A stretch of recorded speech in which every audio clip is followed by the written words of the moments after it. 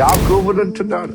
యాకోబు సంతతిగా, యాకోబు యొక్క రక్షణ కోసం పరితపించిన యాకోబు ఇజ్రాయెల్గా ఎలాగా దీవించబడ్డాడో, ఆయన అడుగుజాలు నడిచిన వారందరూ ఆయన సంతతి వారం, ఆయన సంతతి వారం, ఆయన ప్రజల వారం, ఆయన జనాంగంలో ఉన్నవారు కనుక ఆయనను, ఆయన లాగా నడిచిన వారందరూ ఈ లోకం ఎలా చూస్తుంది?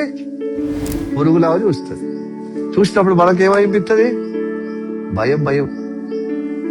సమాజం మనని పురుగులాగా నిరాకరించినట్టుగా నిందలు మోపి మనకు అవమానంగా చూసినప్పుడు మనకేమైపోతుంది? భయము, భయం. అందుకోసమే అంటాడు, ఓ పొరుగు వంటి యాకోబు, స్వల్ప జనాంగమా భయపడక, ఉన్నాను, సృష్టికర్త నీకున్నాను. హల్లెలూయా, ప్రైజ్ ది లార్డ్. నేను సహాయం చేస్తాను. ఏం చేస్తాను? సహాయం. ఏం సహాయం తెలుసా? పరిశుద్ధపరచుటకు. పరిశుద్ధత ఉండే దైవిక శక్తి వస్తుందండి. అందుకోసం పరిశుద్ధపరచబడినప్పుడు నీకు ఆశీర్వాదం వస్తుంది, నీకు దేవుడి కటాక్షం వస్తుంది, దేవుడిని జ్ఞాపకం చేసుకుంటాడు, నేను విలువగా చూస్తాడు దేవుడు, సమయోచితంగా ఆదుకుంటాడు దేవుడు. నీకు వ్యాధి అయినప్పుడు ఆరోగ్యం ఇస్తాడు, ఆర్థిక ఇబ్బందులు, ఆర్థిక స్తోమత ఇస్తాడు. చిన్న చూపు చూస్తాడు. నేను ఘనంగా నిరాకరించిన వారికి తలగా మూలరాయిగా చేస్తాడు, పైవాడిగా చేస్తాడు. అన్ని విధాలుగా జ్ఞానము కొదవ ఉన్న వారికి జ్ఞానం ఇస్తాడు.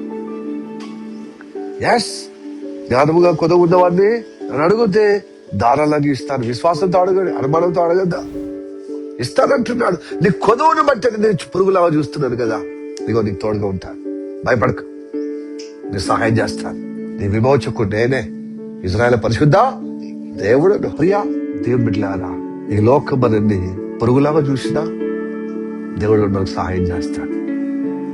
అయితే లోకం నన్ను పొరుగులాగా చూస్తుందని చెప్పి, నా బలగము, నా కులము, నా మతము, నా ప్రజలు, నా ప్రాంతంలో ఉన్నవారని చెప్పి వాళ్ళతో చట్టపట్లు వేసుకొని రాసుకొని పూసుకొని వారి నడవడి, వారి యొక్క తాగుడు, వాళ్ళ యొక్క దేవుడికి అసహ్యమైన హేయమైన కార్యంలో ఉంటే మనం ఏమైపోతాం?